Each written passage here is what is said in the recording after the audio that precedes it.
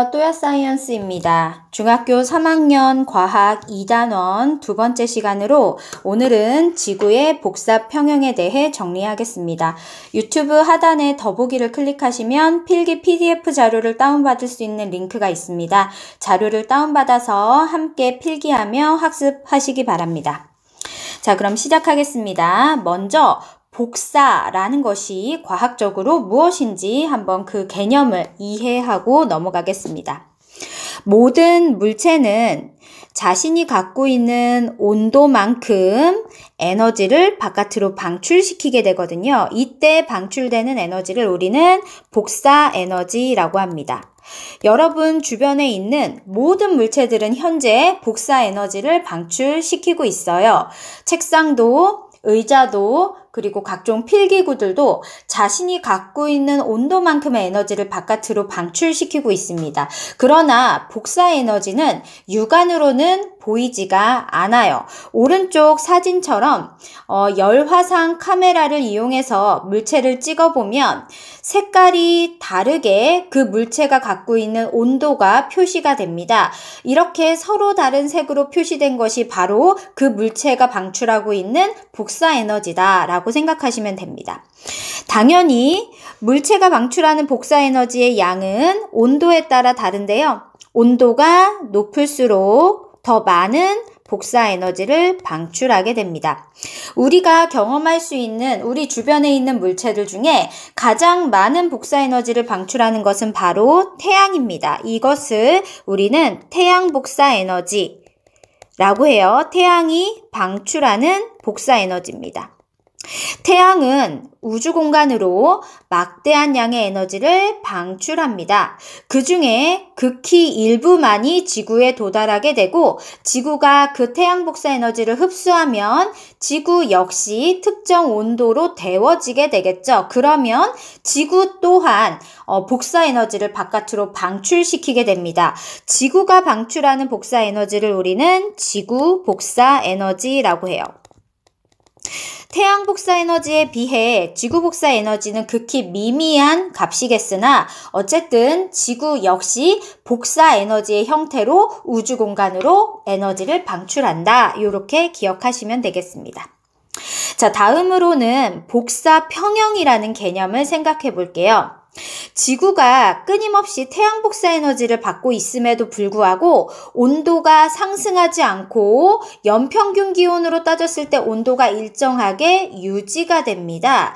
온도가 계속 뜨거워지지 않고 일정하게 유지되는 이유는 바로 지구가 복사 평형 상태에 도달했기 때문이거든요. 복사 평형이란 개념이 뭐냐? 물체가 흡수하는 복사 에너지의 양과 방출하는 복사 에너지의 양이 어떻다? 같다. 그러면 당연히 물체 온도가 상승하지도 하강하지도 않고 일정하게 유지되겠죠. 이것을 복사 평형 상태라고 합니다. 복사 평형은 실험실에서 쉽게 실험을 통해 확인할 수 있습니다. 아래 그림처럼 산발이 위에다가 검은색 알루미늄 컵을 놓고요. 뚜껑을 덮은 다음에 온도계를 거기에다 꽂고요. 전등으로 불빛을 쬐어주면서 이 알루미늄 컵의 온도가 어떻게 변하는지를 테스트를 해보는 겁니다. 자, 이 실험 장치에 대해서 몇 가지 적을게요. 산발이 위에 있는 이 컵은 검은색 알루미늄 컵입니다. 검은색인 것은 빛을 아주 잘 흡수하는 색깔이고요. 알루미늄은 온도가 즉각적으로 잘 올라가는 그런 소재입니다. 자, 그런 다음에 여기에다가 온도계를 꽂아서 알루미늄 컵에 온도 변화, 알루미늄 컵이라고까지 쓸까요? 온도 변화를 이제 관찰을 하는 겁니다. 여기 전등으로 빛을 쬐어줍니다. 자, 그러면 어떻게 온도가 변하냐? 시간에 따른 알루미늄 컵의 온도 변화를 그래프로 그려보면 당연히 처음에는 온도가 점점 뜨거워집니다. 자, 그런데 어느 정도 온도에 도달하면 그 이후부터는 온도가 더 이상 높아지지 않고 일정하게 유지되는 이런 결과가 나타나요. 자, 이때 온도가 점점 상승하는 구간은 이렇게 설명할 수 있습니다. 알루미늄 컵에 흡수된 에너지의 양과 알루미늄 컵이 데워지면 그만큼 또 에너지를 방출한다 그랬죠? 방출된 에너지의 양을 비교했을 때 온도가 상승한다라는 것은 흡수된 에너지의 값이 크다라는 뜻입니다. 온도가 상승하는 구간은 흡수된 복사 에너지의 양이 방출된 복사 에너지의 양보다 많은 경우입니다. 자, 그런데 계속 그렇지는 않아요. 알루미늄 컵이 충분한 온도에 도달하게 되면 충분한 양을 또 방출하게 되기 때문에 어느 순간부터는 흡수한 양만큼을 방출하게 됩니다. 그때부터는 더 이상 온도가 상승하지 않는 것이죠. 그것이 바로 요 구간이 되겠습니다. 알루미늄 컵의 온도가 충분히 뜨거워지면 흡수한 에너지의 양과 방출한 에너지의 양이 같아지게 됩니다. 같아진 지점부터는 더 이상 온도가 상승하지 않고 요렇게 일정하게 유지가 된다라는 것입니다. 이 상태를 우리는 복사 평형에 도달했다라고 이야기를 하는 겁니다. 복사 평형은 물체가 흡수한 에너지의 양과 방출한 에너지의 양이 같아진 상태를 뜻하는 겁니다. 참고로 우리 지구 역시 연평균 기온이 태양 복사 에너지를 받음에도 불구하고 지속적으로 상승하는 것이 아니라 비교적 일정하게 유지가 되고 있습니다. 지구 역시 이와 같은 복사 평형 상태에 도달했기 때문입니다. 다음 페이지로 넘어가서 지구의 복사 평형을 정리해 보도록 할게요. 지구 역시 태초에 지구가 탄생했을 때는 복사 평형 상태가 아니었을 겁니다. 태양빛을 뜨겁게 받은 만큼을 방출하지 못하기 때문에 태초에는 지구의 온도가 점점 상승했을 겁니다. 그런데 지구가 충분히 따뜻해진 이후부터는 방출하는 양도 상당히 많아서 지구 역시 복사 평형에 도달했을 거고 그 복사 평형 상태가 현재까지 유지된다고 생각하시면 됩니다.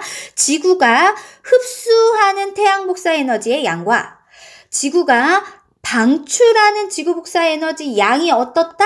같다. 현재가 이런 상태고 현재 지구는 복사 평형 상태입니다. 자, 그러면 밑에 그림에다가 지구가 얼만큼의 태양 복사 에너지를 흡수하고 얼만큼의 지구 복사 에너지를 방출하는지를 한번 표시해 보도록 하겠습니다. 자, 먼저 그림의 지표면, 대기권, 그리고 태양이나 달과 같은 지구 바깥 공간 외권을 표시를 해보도록 하겠습니다. 지금부터 태양 복사 에너지는 빨간색으로 표시해 볼게요. 태양 복사 에너지 중에 지구에 도달한 양을 100%로 한번 보도록 하겠습니다. 그 100%가 지구에 다 흡수되는 것은 아닙니다. 지구에 오면 지표면을 둘러싸고 있는 대기권에서 일부 에너지가 반사돼서 외권으로 나가게 되고요. 지표면까지 내려왔다 하더라도 지표면에서 또 반사돼서 외권으로 나가는 양이 있습니다.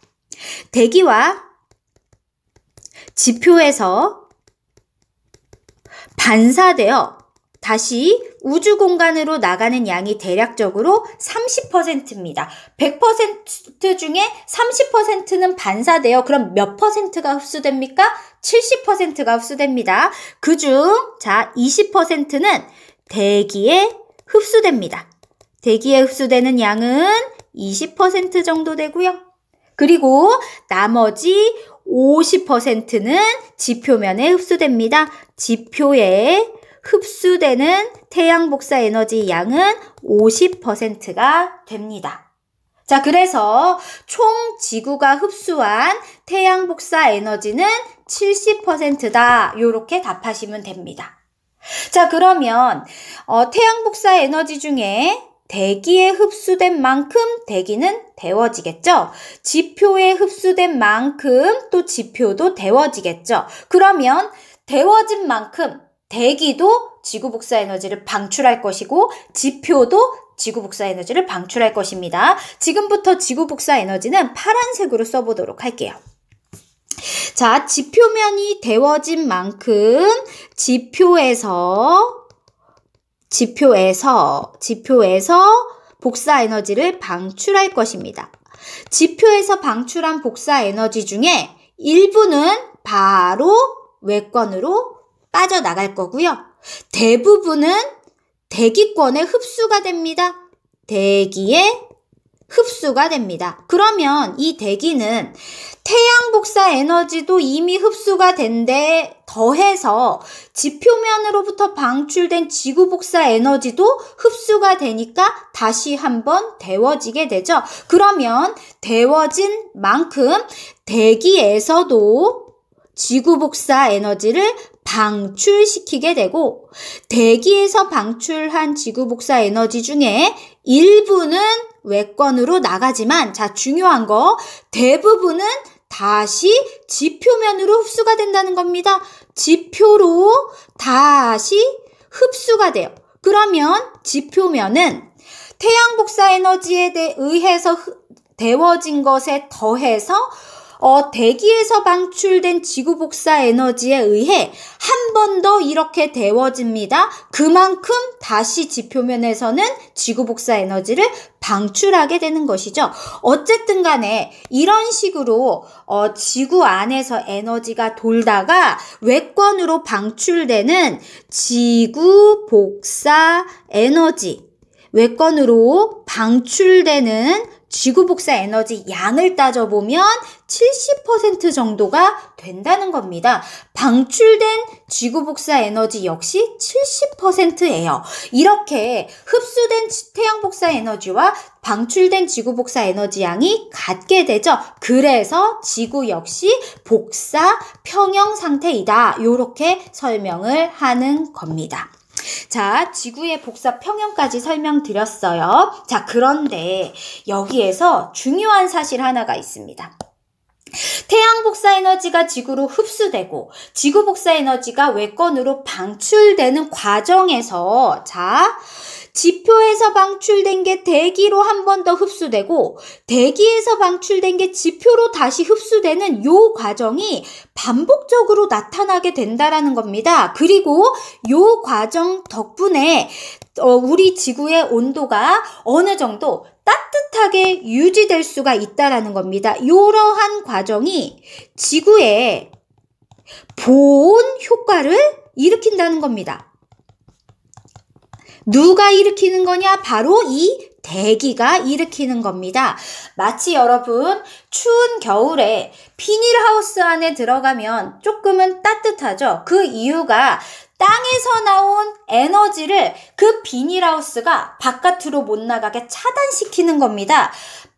마치 비닐하우스가 에너지를 방출되는 걸 차단하는 것처럼 대기가 그런 역할을 해서 이 대기로부터 지표로 다시 에너지가 나와서 땅이 다시 한번 데워지죠. 이렇게 해서 지구는 어느 정도 따뜻하게 유지가 될 수 있는 거고요. 그렇기 때문에 다양한 생명체가 지구상에 살 수 있는 겁니다. 다양한 생물이 서식할 수 있는 그런 온도 조건을 만들어주는 것이 바로 이 대기의 역할이에요. 다시 대기가 지구 복사 에너지를 흡수해서 다시 지표면으로 방출시키는 요 과정 덕분에 우리는 따뜻한 지구 안에서 다양한 생명체가 서식할 수 있다는 것입니다. 이것을 우리는 일명 온실 효과라고 합니다. 다음 페이지로 넘어가실게요.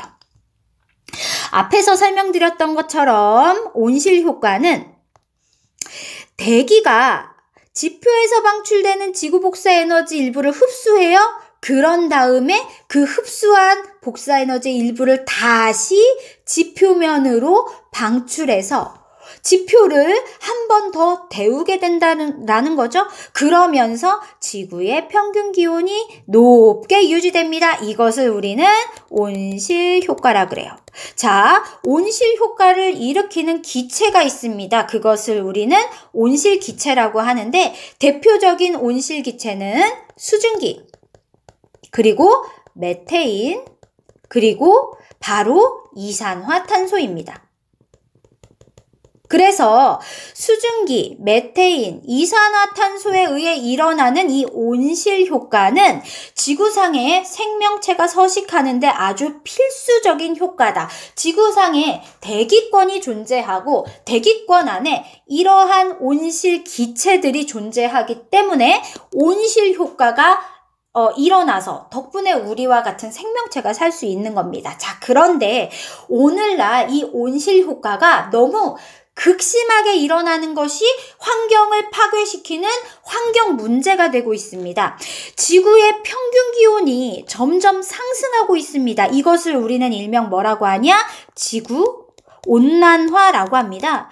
지구 온난화와 온실 효과는 같은 개념이 아니에요. 온실 효과는 지구가 대기권으로 둘러싸여져 있기 때문에 따뜻하게 유지되는 효과가 온실 효과입니다. 그런데 이 온실 효과가 극심하게 일어남으로써 지구온난화라는 환경 문제가 발생했다는 겁니다. 지구온난화의 원인은 대기 중 온실가스, 온실기체가 급격하게 증가한 것이 원인인데 그 중에 특히 누가 문제냐면 이산화탄소, 요것이 문제라고 과학자들이 이야기하죠. 이산화탄소가 다량으로 방출됨으로 인해 지구온난화가 유발됐다고 얘기를 합니다. 이산화탄소가 왜 다량으로 방출됐느냐? 석탄이나 석유와 같은 화석 연료의 과도한 사용으로 화석연료를 태우게 되면 이산화탄소가 방출되는데 이산화탄소가 급격하게 많아짐으로 인해 온실효과가 과하게 일어나서 지구온난화라는 문제가 일어났다라는 겁니다. 지구온난화가 현재 우리 지구에 어떤 영향을 미치고 있냐면 지구온난화 때문에 빙하가 녹아요. 그러면서 빙하 면적이 감소하면서 생물의 서식지 감소로 이어집니다. 뿐만 아니라 빙하가 녹아서 물이 되어서 해수면이 상승하죠. 그러면 저지대 침수 현상이 일어납니다.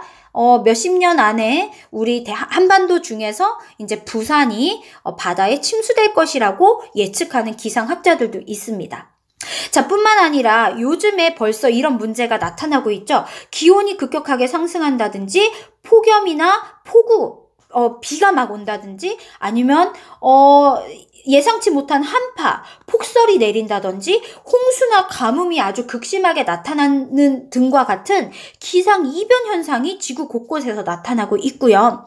그 다음에 온도 조건이나 여러 기상 조건들이 변하다 보니까 기존에 재배되던 작물들이 점점 이제 재배 조건에 맞지 않아서 멸종되어 가는 문제가 있습니다. 여러분, 올해 그리고 작년에 기상 이변 때문에 사과 농장에 사과 나무들이 다 죽었다는 뉴스를 보신 적 있을 겁니다. 사과 나무가 다 괴사함으로써 사과 생산량이 줄어들고 올해 사과값이 폭등하는 원인 중에 하나로 지목이 됐습니다. 이렇게 재배 작물이 변하면 우리 인류의 먹거리, 인류의 생존과도 관련이 되는 거죠. 뿐만 아니라 산림 면적이 감소하고 아까 말씀드렸듯이 빙하 면적이 감소하면서 생물의 서식지가 변화한다. 그러면 이것은 결국에 생물 멸종으로 연결될 수 있는 것이죠. 이렇게 단순히 이제 이산화탄소가 증가한 것 뿐인데 우리 지구 전체 그리고 지구에 사는 전체 생물들의 생존에 아주 크리티컬한 영향을 미치고 있는 것이 바로 지구온난화 문제입니다.